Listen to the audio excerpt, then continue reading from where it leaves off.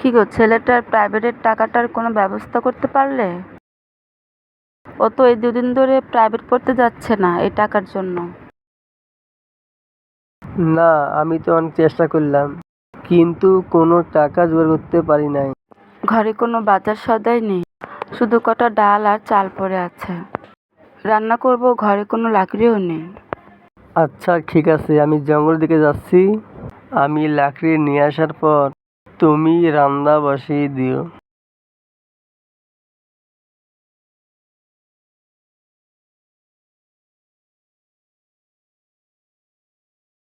কিরে বাবা, এখানে বসে খেলছিস? ঠিক আছে, অন্য কোথাও যাস না। ঠিক আছে বাবা, তুমি আসার সময় আমার জন্য মজা নিয়ে এসো।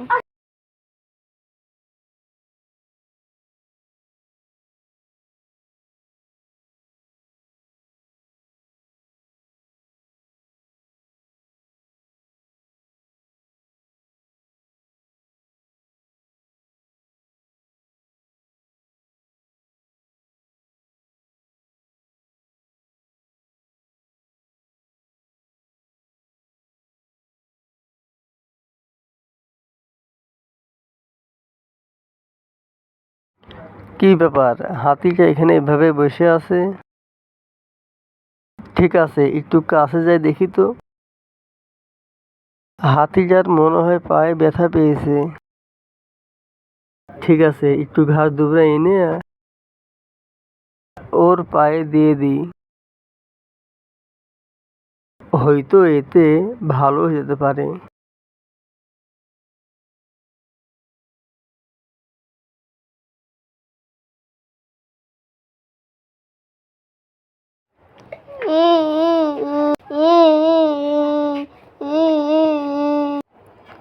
কিরে, তুই এখানে বসে কাঁদছিস কেন? কি হয়েছে তোর? মা, আমার খুব খিদে পেয়েছে। ঠিক আছে বাবা, তুই আর কাঁদিস না। তোর বাবা জঙ্গলে গেছে লাকড়ি আনতে। লাকড়ি নিয়ে আসলেই রান্না বসিয়ে দিব।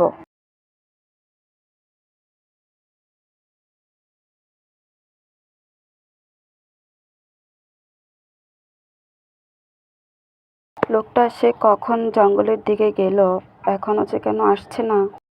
জানি না কি হয়েছে, এখনো আসছে না কেন।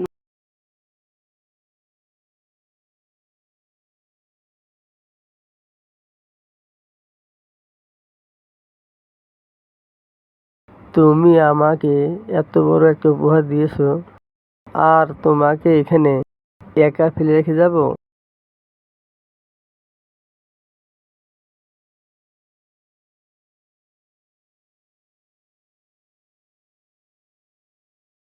ঠিক আছে, তুমি আমাকে কিছু দিয়েছো, কিন্তু তোমাকেও আমার সাথে যেতে হবে আমাদের বাসায়।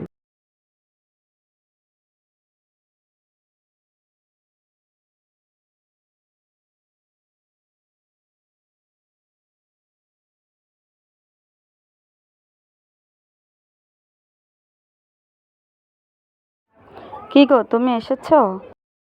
হ্যাঁ, এসেছি। আর দেখো সাথে কি এনেছি।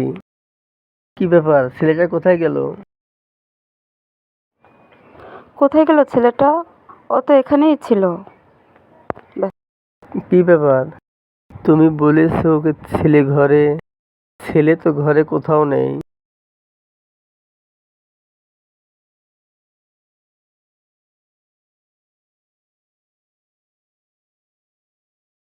আমি তো ওকে ঘরেই রেখে গিয়েছিলাম।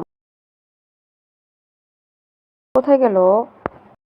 ও খিদের জ্বালায় অনেক কান্নাকাটিও করছিল।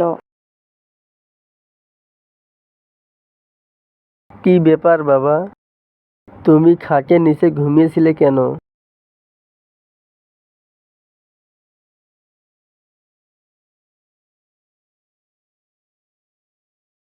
এই যে দেখো, তোমাদের জন্য কি এনেছি। চলো বাইরে চলো, দেখবে।